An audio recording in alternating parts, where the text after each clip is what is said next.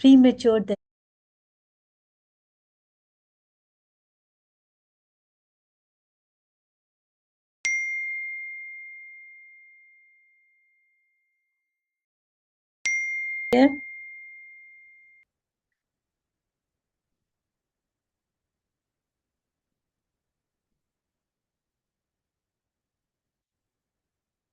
Screen properly show हो रही है आपको? Okay, thank you. ओके, आज हमारा टॉपिक है हाइपरटेंशन। हाइपरटेंशन एक साइलेंट किलर डिजीज है।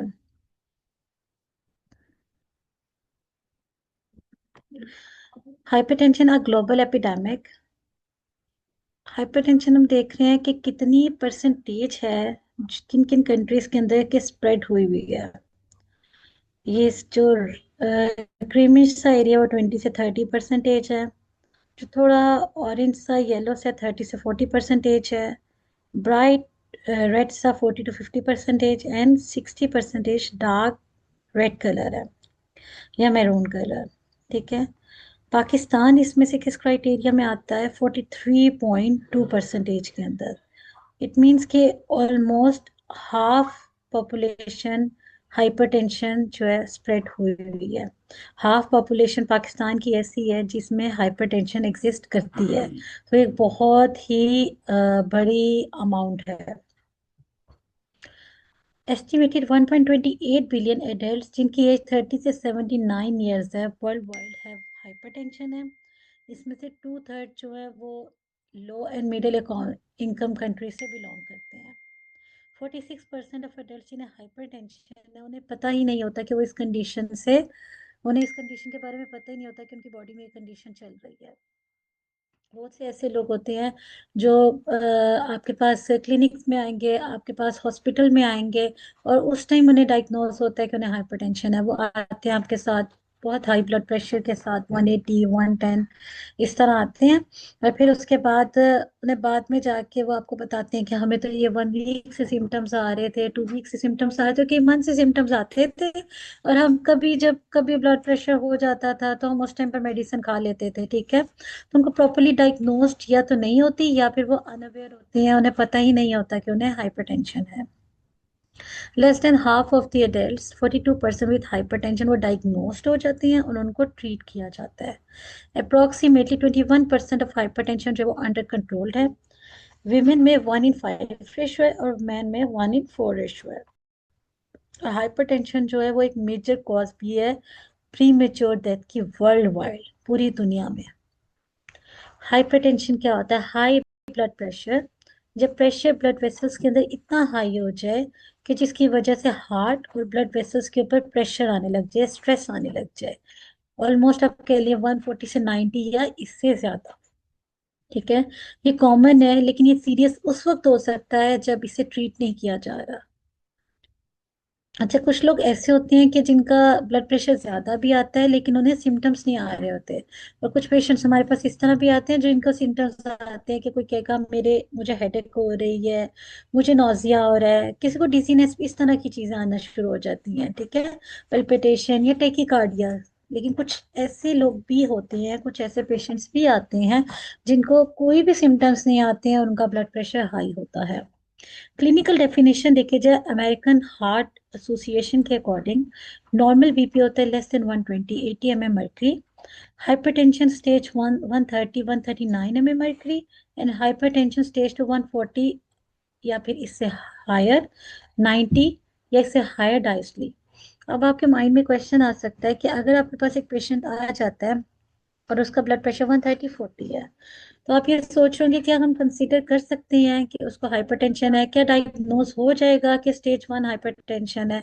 तो इट मीन्स कि नो, ऐसा नहीं होता। एक रीडिंग के ऊपर हम कभी भी डिसाइड नहीं कर सकते कि इसको हाइपरटेंशन डायग्नोज हो गई है या फिर स्टेज 1 हाइपरटेंशन है या स्टेज 2 हाइपरटेंशन है। एक प्रॉपर चार्टिंग की जाती है। ठीक है। उसके बाद पेशेंट को बताया जाता है कि आपने मॉर्निंग में, इवनिंग में, ये मैं आपको नेक्स्ट स्लाइड्स में बताऊंगी, इस तरह आपने ब्लड प्रेशर की रीडिंग लेनी है।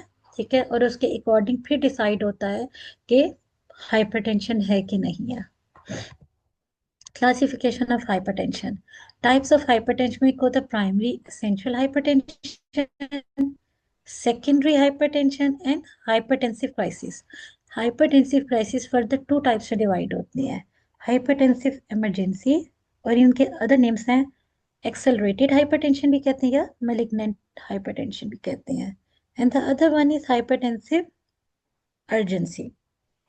अदर क्लासिफिकेशन ये होती है कि white coat hypertension, masked hypertension, pseudo hypertension and labile hypertension. Primary essential hypertension most common type ये होती है, 90 से 95% केसेस के अंदर ये होती है। प्राइमरी हाइपरटेंशन ग्रेजुअली डेवलप होती है ओवर टाइम, ठीक है, इसकी कोई भी डायरेक्ट कॉज नहीं होती है, लेकिन जो रिस्क फैक्टर्स होते हैं उनका बहुत बड़ा रोल प्ले होता है इसमें।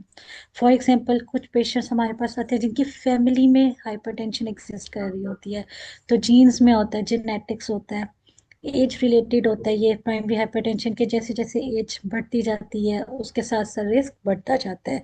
अगर ओबीस है उस वजह से होता है, ठीक है, कि कोलेस्ट्रॉल ज्यादा हो रहा है, ठीक है, और अगर सेडेंट्री लाइफस्टाइल है, ठीक है, अगर सॉल्ट बहुत ज्यादा ले रहे हैं, स्मोकिंग या स्ट्रेस में, ये सब रिस्क फैक्टर्स हैं प्राइमरी हाइपरटेंशन के। Any questions up till now?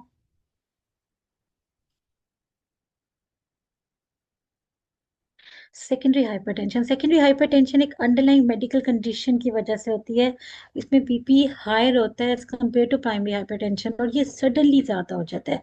जैसे पेशेंट आपके पास आ रहे हैं और उनको किडनी डिजीज है साथ में, ठीक है, और रीनल आर्टरी स्टेनोसिस है, तो एकदम से बीपी साथ में हाई हो जाता है, कोई हार्मोनल डिसऑर्डर्स में हो जाता है, स्लीप एपनिया में हो जाता है, अगर कुछ मेडिकेशन ले रहे हैं, for example birth control pills ले रहे हैं या एनसेड्स ले रहे हैं, और फियोक्रोमोसाइटोमा में। हाइपरटेंसिव क्राइसिस क्या होता है, इसको टू में डिवाइड किया जाता है। इसमें ना अपनी मेन चीज याद रखनी है, हाइपरटेंसिव क्राइसिस के अंदर हाइपरटेंसिव इमरजेंसी है और हाइपरटेंसिव अर्जेंसी है। हाइपरटेंसिव इमरजेंसी क्या होता है, severe form of high BP होता है, ये इतना बीपी हो सकता है 180 120 एम मर्करी भी हो सकता है या इससे ज्यादा भी हो सकता है, ठीक है। और इसकी वजह से होता क्या है कि ऑर्गन डैमेज हो सकता है, जैसे ब्रेन, हार्ट, किडनी, और एक मेडिकल इमरजेंसी है, ये हाइपरटेंसिव इमरजेंसी है। हाइपरटेंसिव इमरजेंसी में भी सेम वही चीज है, ठीक है, कि बीपी हाई है 180 120 एम मर्करी से ज्यादा, लेकिन इसके अंदर ना ऑर्गन डैमेज इमीडिएट नहीं होता, ठीक है। इसमें पेशेंट आपके साथ आ सकता है हेडेक के साथ, एंजाइटी के साथ, नोज ब्लीड के साथ, शॉर्टनेस ऑफ ब्रेथ के साथ आ सकता है। ये इमरजेंसी को आप कंसीडर तो करेंगे कि हमने इसको बीपी को लो साइड पर लेकर आना है, लेकिन ये इस तरह की इमरजेंसी नहीं है कि जिसके अंदर ऑर्गन डैमेज हो रहा है, ठीक है। इसके अंदर अर्जेंट ट्रीटमेंट रिक्वायर्ड इसलिए होती है कि हम कोई कॉम्प्लिकेशन ना पेशेंट डेवलप कर जाए, इसलिए इसकी अर्जेंट ट्रीटमेंट की जाए, ठीक है। तो हाइपरटेंसिव इमरजेंसी और अर्जेंसी में डिफरेंस ये होता है कि अर्जेंसी के अंदर ऑर्गन डैमेज नहीं होता इमीडिएट, लेकिन इमरजेंसी के अंदर क्या होता है कि साथ में पेशेंट का ऑर्गन डैमेज भी होता है। Okay, clear? इसमें कोई क्वेश्चन तो नहीं है हाइपरटेंसिव इमरजेंसी और अर्जेंसी के अंदर?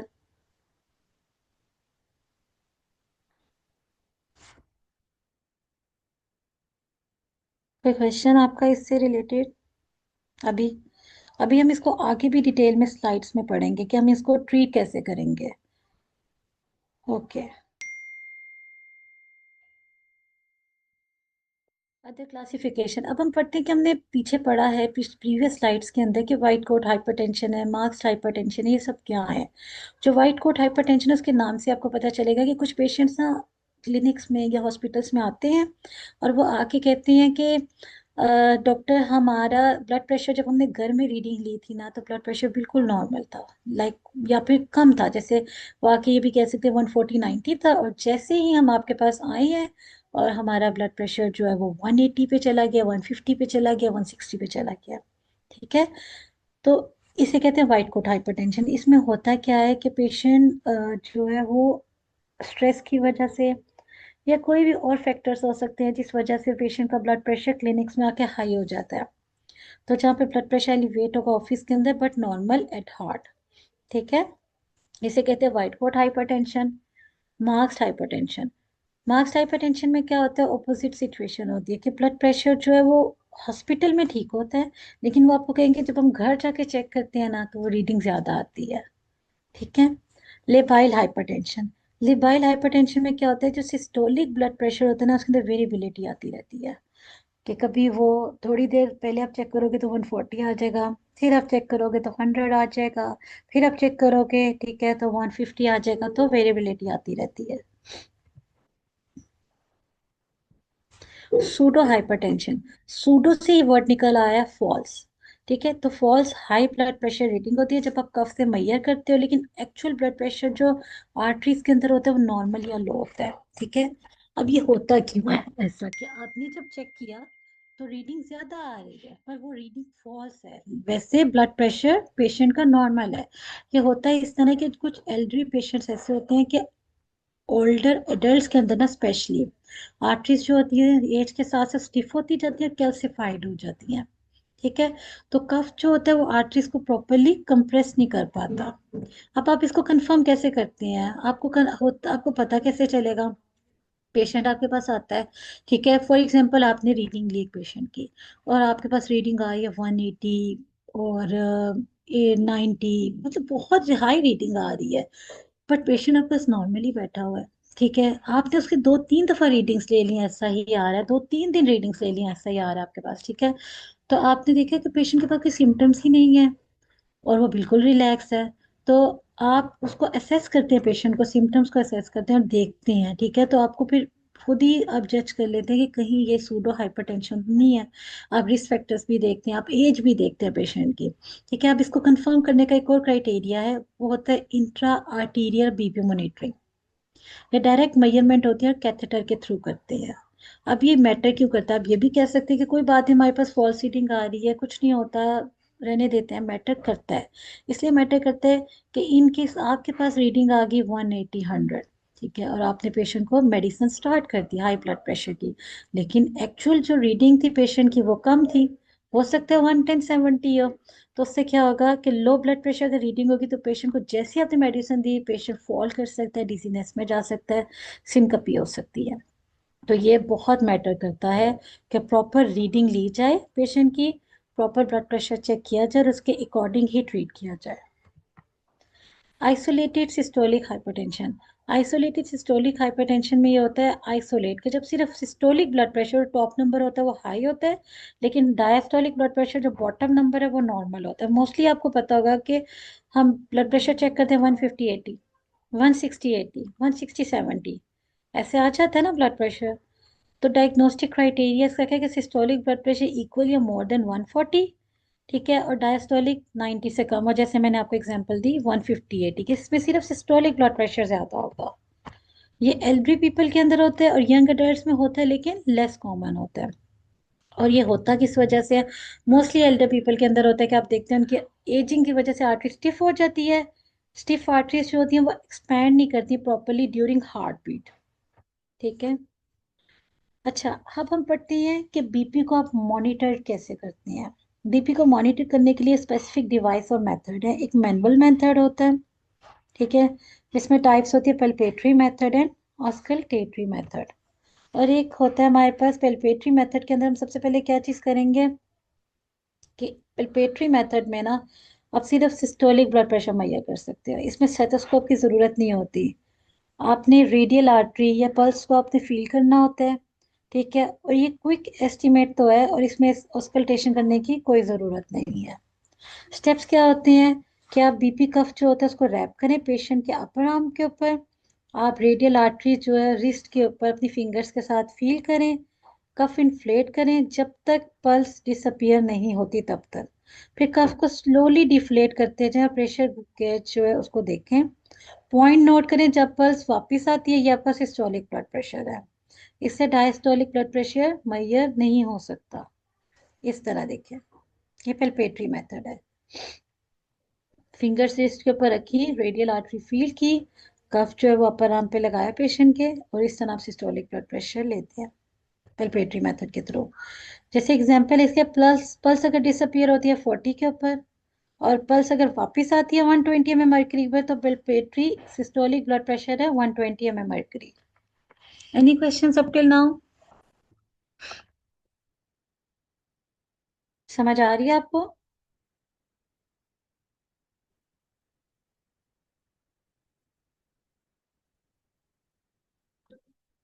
ओके, नेक्स्ट हम पढ़ते हैं ऑस्कल्टेटरी मेथड।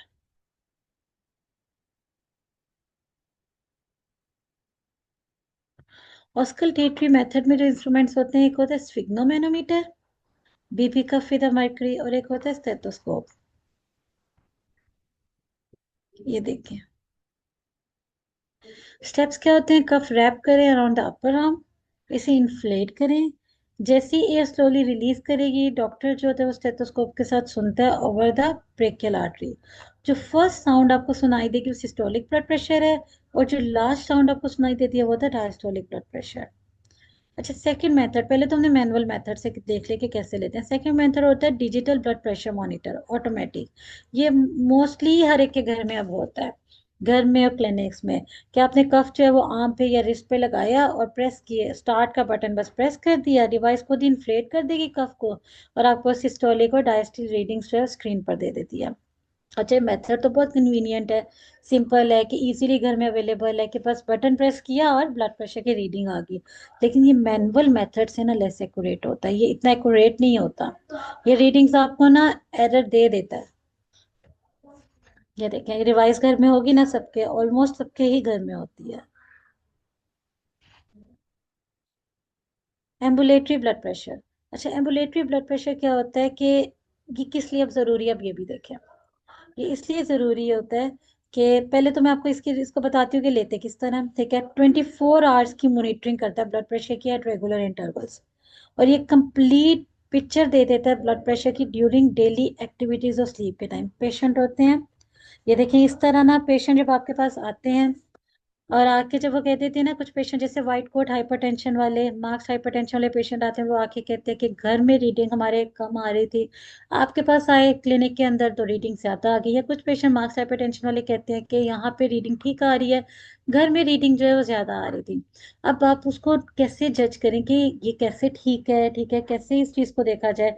तो कुछ पेशेंट्स होते हैं जिनको हम ये डिवाइस पहना देते हैं, एम्बुलेटरी ब्लड प्रेशर डिवाइस होती है।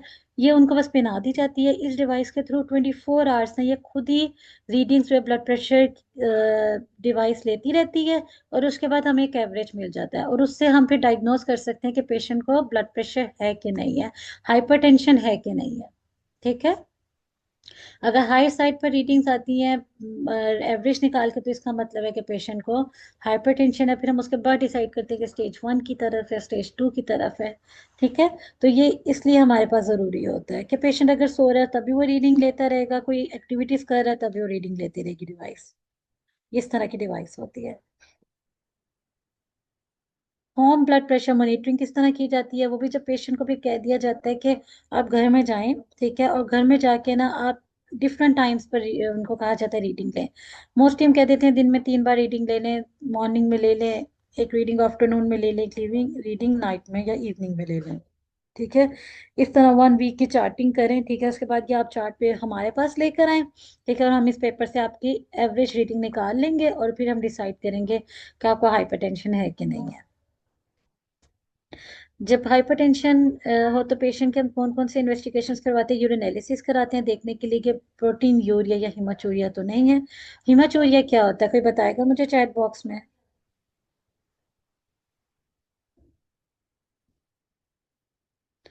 हिमाचूरिया।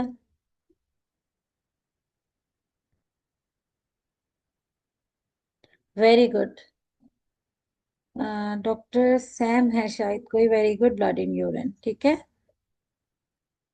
HbA1c करवाते हैं, सीरम इलेक्ट्रोलाइट्स करवाते हैं, जिसमें हम सोडियम का लेवल, पोटेशियम का लेवल या क्लोराइड का लेवल चेक करते हैं कि कहीं अप एंड डाउन ना हो रहा हो। EGFR किडनी के फंक्शंस चेक करते हैं, टोटल कोलेस्ट्रॉल एंड HDL का लेवल चेक करते हैं, और ECG भी करवाते हैं जब पेशेंट आपके पास ब्लड प्रेशर के साथ आता है, ज़्यादा हाइपरटेंशन के साथ आता है। अच्छा, अगर आप ट्रीट नहीं कर रहे हाइपरटेंशन को तो क्या कॉम्प्लिकेशंस हो सकती हैं? मेजर जो कॉम्प्लिकेशंस हैं उनमें आता है हार्ट प्रॉब्लम्स हो सकती हैं, कि 180 110 पे ब्लड प्रेशर जा रहा है, 200 पे ब्लड प्रेशर जा रहा है, ठीक है, हार्ट प्रॉब्लम्स हो सकती है। हार्ट फेलियर हो सकता है कि हार्ट वीक हो जाएगा और प्रॉपरली ब्लड पंप नहीं कर सकेगा। ठीक है। लेफ्ट वेंट्रिकुलर हाइपरट्रॉफी हो जाती है कि हार्ट वॉल थिकन हो सकती है एक्स्ट्रा प्रेशर की वजह से। ब्रेन प्रॉब्लम्स हो सकती हैं, स्ट्रोक हो सकता है, इस्कीमिक या हेमरेजिक ट्रांसिएंट इस्कीमिक स्ट्रोक हो सकता है, किडनी प्रॉब्लम्स हो सकती हैं, सीकेडी, किडनी फेलियर, आई डैमेज हो सकता है, हाइपरटेंसिव रेटिनोपैथी, ब्लड विजन हो सकता है, विजन लॉस हो सकता है, जो रेटिना में ब्लड वेसल्स होते हैं वो डैमेज हो सकती हैं। ये सब चीज़ें तब हो रही हैं जब हम हाइपरटेंशन को ट्रीट नहीं करेंगे। अगर हम उसको इग्नोर कर देते हैं और उसको ट्रीट नहीं करते तो कॉम्प्लिकेशंस डेवलप हो जाती हैं, और इनमें से कोई भी कॉम्प्लिकेशन डेवलप हो सकती है। इसलिए इसको ट्रीट करना बहुत ज़्यादा ज़रूरी है। एनोरिज्म फॉर्मेशन ट्रीट करना है, मैनेज करना। एनोरिज्म फॉर्मेशन में परसिस्टेंट प्रेशर जो होता है वो आर्टरी वॉल्स को वीक करता जाता है, जिसकी वजह से एनोरिज्म बन जाता है और वो रप्चर हो जाता है। कॉग्निटिव डिक्लाइन, अगर लॉन्ग टर्म हाइपरटेंशन है उसकी वजह से मेमोरी प्रॉब्लम्स हो सकती हैं, कंसंट्रेशन रिड्यूस हो सकता है। ठीक है। अच्छा, आप मैनेज कैसे करते हैं हाइपरटेंशन को? इसकी टू वे अप्रोच होती है, एक नॉन फार्माकोलॉजिकल अप्रोच है और एक फार्माकोलॉजिकल है। नॉन फार्माकोलॉजिकल में पेशेंट को आप एजुकेट करें, हेल्दी डाइट के बारे में बताएं, फिजिकल एक्टिविटी के बारे में बताएं, वेट रिडक्शन के बारे में बताएं। पेशेंट अगर स्मोकिंग कर रहा है तो उसे बोलें कि स्मोकिंग स्टॉप कर दे। अल्कोहल ले रहा है तो पेशेंट को समझाएं कि अल्कोहल लेना बंद कर दे। स्ट्रेस अगर उसकी लाइफ में बहुत ज़्यादा चल रहा है तो उसे स्ट्रेस को रिड्यूस या स्ट्रेस को मैनेज करने के आइडियाज़ दें, और प्रॉपर स्लीप लें। अच्छा, आप एजुकेट कैसे करना है पेशेंट को? अपने पेशेंट को एजुकेट करना है कि ये एक साइलेंट किलर डिजीज है, ये बहुत, अगर आप इसको ट्रीट की तरफ, मैनेज की तरफ नहीं लेकर आते हैं, अगर आप इसको मैनेज नहीं करेंगे, अगर आप इसको इग्नोर कर देंगे तो ये बहुत ज़्यादा कॉम्प्लिकेशंस कर सकती है। ठीक है। और ये भी समझाएं कि एक लाइफ टाइम डिजीज है। ठीक है। और उनको ये समझाएं कि अगर बीपी रिमेन्स नॉर्मल नॉर्मल रहता है तब भी उन्होंने अपनी ट्रीटमेंट को स्टॉप नहीं करना, और बीपी की प्रॉपर मॉनिटरिंग करें, और एनुअल स्क्रीनिंग करवानी है हर साल एंड ऑर्गन डैमेज के लिए। अच्छा, डाइटरी कैसे होता है? ये एक डाइटरी अप्रोच होता है टू स्टॉप हाइपरटेंशन, जिसे कहते हैं dash food pyramid. Specially design किया गया है ब्लड प्रेशर लो करने के लिए, एक हेल्दी और बैलेंस इनटेक ऑफ न्यूट्रिएंट्स। ठीक है। जिससे पेशेंट को ऐसे, जो पेशेंट जो हाइपरटेंशन जिनको हो, आप उनको गाइड करते हैं कि आप फ्रूट्स, वेजिटेबल्स और होल ग्रेन्स की चीज़ें ज़्यादा लें, जिसमें मिनरल्स, फाइबर्स, विटामिन हो। ठीक है। लो फैट डेयरी, जिसमें fat free, low fat milk, yoghurt, cheese, ये सब चीज़ें लें। लीन प्रोटीन, ठीक है, उन्हें बताएं कि जैसे फिश, बीन्स, नट्स, ये सोर्स ऑफ प्रोटीन्स हैं। और आपने उनको ज़रूर ये बात गाइड करनी है कि आपने सॉल्ट जो है उसको बहुत कम लेना है। ठीक है। लिमिटेड कर दें सेचूरेटेड फैट्स। ये भी आप बताएं कि शुगरी ड्रिंक्स जो हैं उनको अवॉइड करें, हेल्दी फैट्स लें, वेजिटेबल ऑयल्स को यूज़ करें। ठीक है। अब जब डैश डाइट फॉलो करने से क्या होता है कि पेशेंट का कोलेस्ट्रॉल लेवल भी इम्प्रूव रहता है, और अगर कोलेस्ट्रॉल लेवल इम्प्रूव रहे तो रिस्क जो होता है हार्ट डिजीज का, स्ट्रोक का, टाइप 2 डायबिटीज का कम हो जाता है। सोडियम कितना ले सकते हैं? आप पेशेंट को गाइड कर सकते हैं कि आपने सोडियम कितना लेना है, जो नाइस गाइडलाइंस हमें गाइड करती हैं। स्टैंडर्ड तो डैश डाइट में होता है अप टू 2.3 ग्राम, और अगर lower sodium DASH diet up to 1.5 gram. और नाइस गाइडलाइन कहता है कि आप 5 से 6 gram of salt per day से ज़्यादा मत लें। मतलब कितना ले सकते हैं? 1 टीस्पून सॉल्ट ले सकते हैं, जो कि 6 ग्राम बनता है अप्रोक्सीमेटली सोडियम का। ठीक है। और एडिड सॉल्ट क्या होता है कि होते हैं ना कि कुछ पेशेंट्स ऐसे होते हैं जो खाने के ऊपर से सॉल्ट जो है वो ऐसे स्प्रे कर लेते हैं, तो वो उनको, पेशेंट को अपने ज़रूर गाइड करना है कि ऐसे नहीं करना है, एडिड सॉल्ट नहीं लेना। ये पिरामिड है।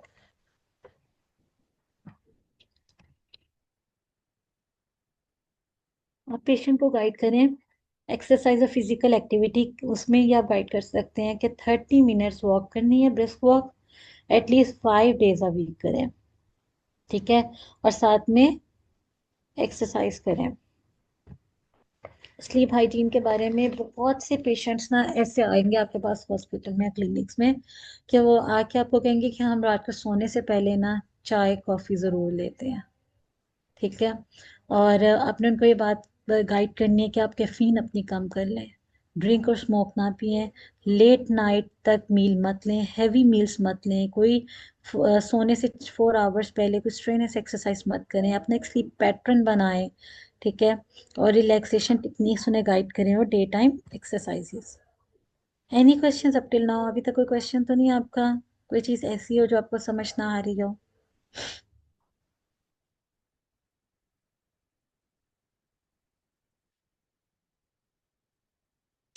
ओके, फार्माकोलॉजिकल मैनेजमेंट क्या होती है हाइपरटेंशन की? First line anti hypertensive drug जो आप स्टार्ट करते हैं ना, आपने हमेशा स्टार्ट करने पेशेंट की एज देख के, कोमॉप्स देख के, रेस देख के। ड्रग क्लास के नाम में आगे बताती हूँ, नेक्स्ट स्लाइड्स में मैं आपको बताऊंगी कि किस तरह आपने पेशेंट को ड्रग्स दे सकते हैं। एसी इनहिबिटर्स जो होते हैं, इनालाप्रिल होते हैं, रेपिनिप्रिल एंड लेसिनोप्रिल। और एआरबीज जो होते हैं, losartan, valsartan and telmisartan. Calcium channel blockers में amlodipine, nifedipine and verapamil. Thiazide diuretics में hydrochlorothiazide and beta blockers atenolol, metoprolol and bisoprolol. Second line या add on drugs, loop diuretics, furosemide, aldosterone antagonist spironolactone. Centrally acting drugs में clonidine, methyl dopa. अच्छा, limited use हो अगर हो तो useful in pregnancy या resistant cases के अंदर होता है ये। अच्छा, ब्लड प्रेशर की अब स्टेजेस हैं। स्टेज 1 हाइपरटेंशन किस तरह हम डायग्नोस करेंगे? अगर क्लिनिक में बीपी पेशेंट का 140/90 मर्करी है और ambulatory blood pressure monitoring day time की है या फिर होम ब्लड प्रेशर मॉनिटरिंग करवाई है आपने, और फिर एवरेज जो हमने निकाली है 135/85 मर्करी आ रहा है या इससे ज्यादा आ रहा है, तो इट मीन्स स्टेज 1 हाइपरटेंशन है, जो मैंने आपको प्रीवियस स्लाइड्स के अंदर बताया था। ठीक है।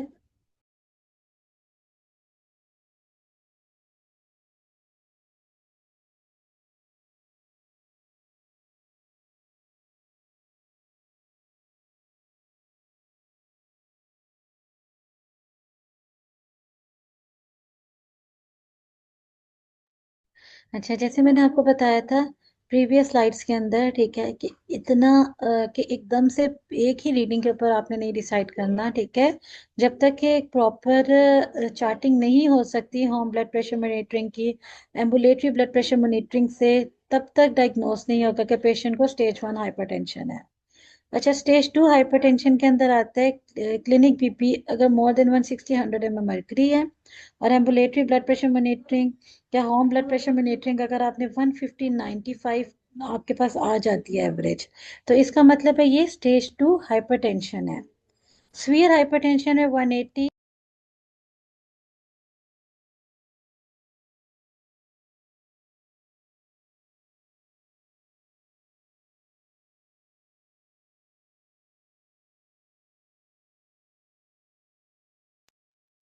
सीवियर हाइपरटेंशन जो है उसके अंदर क्या होता है, 180 से लेके 120 मर्करी से ज्यादा आता है ब्लड प्रेशर, ठीक है।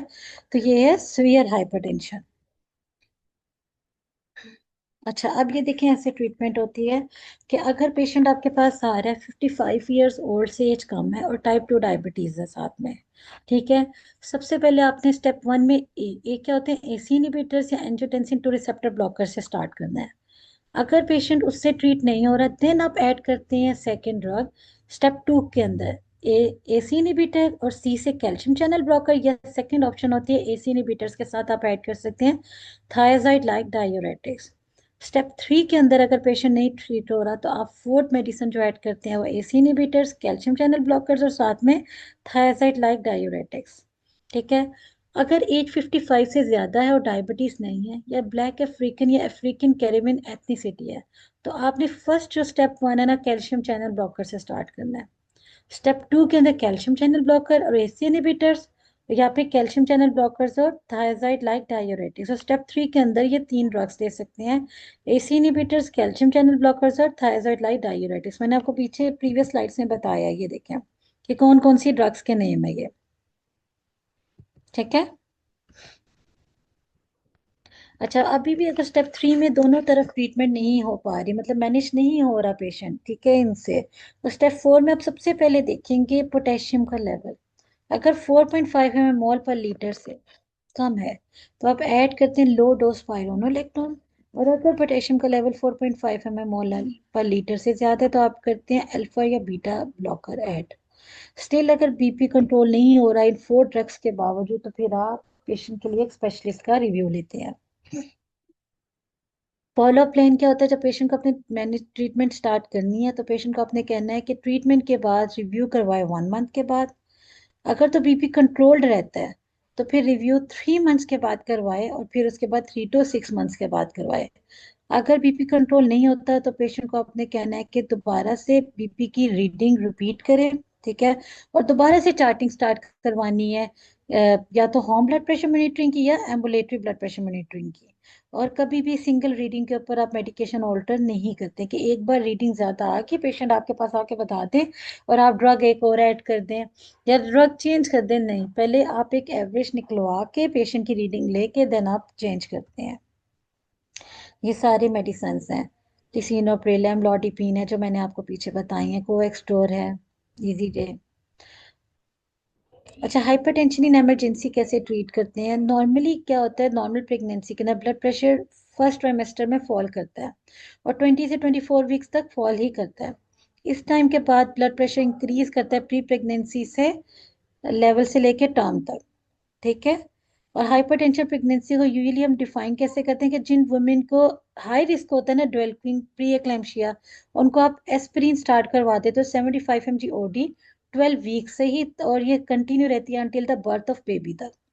और ब्लड प्रेशर की रीडिंग कितनी है, 140 से ज्यादा और डायसली 90 से ज्यादा हो। ठीक है। मैनेजमेंट क्या होती है इसकी, ओरल लबीडालोल लेते हैं, ये फर्स्ट लाइन होती है नाइस गाइडलाइन के अकॉर्डिंग। ओरल निफिडेपिन तब देते हैं अगर पेशेंट एस्थमेटिक है, और हाइड्रोलाजीन। ठीक है। लबीटालोल हम एस्थमेटिक पेशेंट्स में नहीं देते। Types of hypertensive crisis and management, जैसे मैंने आपको बताया था कि हाइपरटेंसिव इमरजेंसी और इमरजेंसी में डिफरेंसेस क्या होते हैं, कि दोनों में ब्लड प्रेशर हाई होगा लेकिन इमरजेंसी के अंदर एक्यूट ऑर्गन डैमेज के साइंस होते हैं। ठीक है। और इसके अंदर इमीडिएट ट्रीटमेंट की जाती है कि फर्दर हार्म ना हो। और अर्जेंसी के अंदर क्या होता है कि ऑर्गन डैमेज नहीं हो रहा होता इमीडिएट। ठीक है। अच्छा, हाइपरटेंसिव इमरजेंसी जब आपके पास पेशेंट आता है तो आपने टिपिकली 20 से 25% ब्लड प्रेशर कम करना है फर्स्ट आवर के अंदर। मतलब आपका टारगेट होना चाहिए 2 to 6 आवर्स के अंदर 160-100 पे लेकर आना ब्लड प्रेशर। और हाइपरटेंसिव इमरजेंसी के अंदर क्या होता है कि आपका ब्लड प्रेशर जो है वो आवर्स से डेज तक लो कर सकते हैं आप। ठीक है। अच्छा, हाइपरटेंसिव अर्जेंसी में सबसे पहले हम क्या करते हैं, ओरल एंटी हाइपरटेंसिव से स्टार्ट करेंगे। जैसे आपने टैबलेट कैपोटीन दे दी पेशेंट को 25 से 50 mg पर ओरल स्टैट में।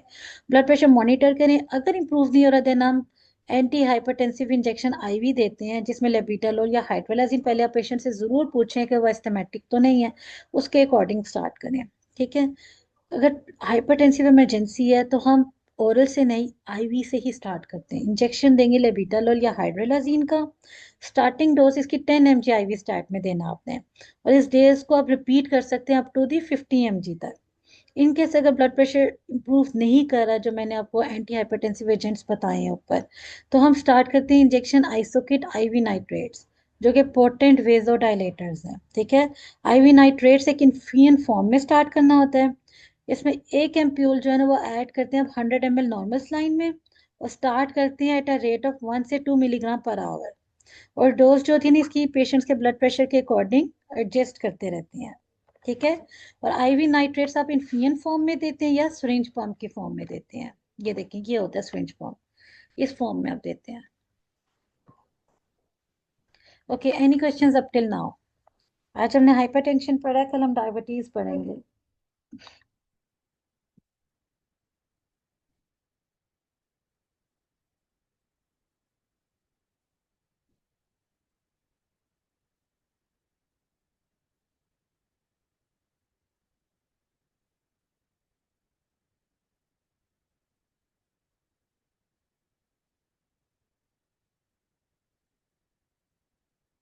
अच्छा, एम्बुलेटरी ब्लड प्रेशर ये होता है कि पेशेंट, एक डिवाइस होती है, मैं आपको दिखा देती हूँ बैक पे दोबारा से। ये इस डिवाइस के अंदर ना, ये डिवाइस का हमें फायदा क्या होता है, इस डिवाइस का ये फायदा होता है कि जब पेशेंट आपके पास आता है ना, कुछ पेशेंट ऐसे आते हैं जो कहते हैं हमारा ब्लड प्रेशर घर में तो ठीक थी रीडिंग, लेकिन घर जब हम आपके पास आते हैं तो रीडिंग ज्यादा आ जाती है।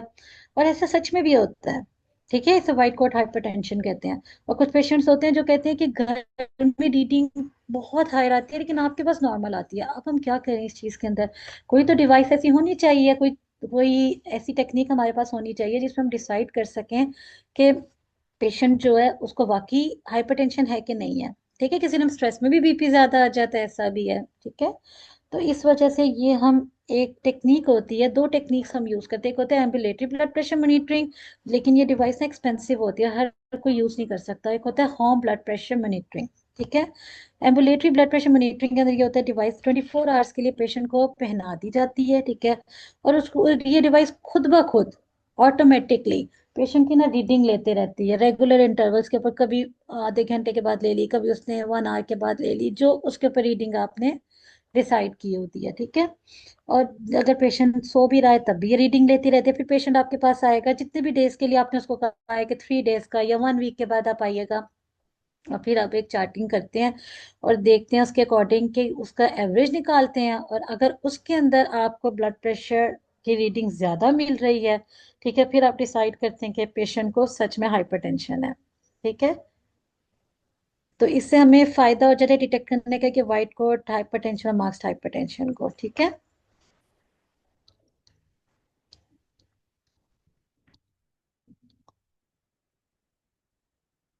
तो आपको समझ आ गई है टॉपिक आज का?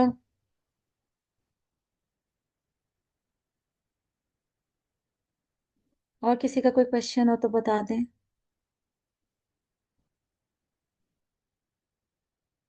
ओके, ओके फिर आई थिंक कोई क्वेश्चंस नहीं है।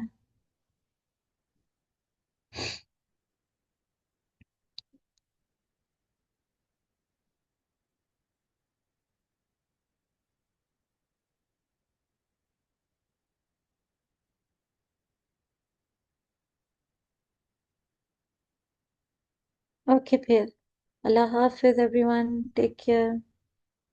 कल हमारा टॉपिक होगा डायबिटीज।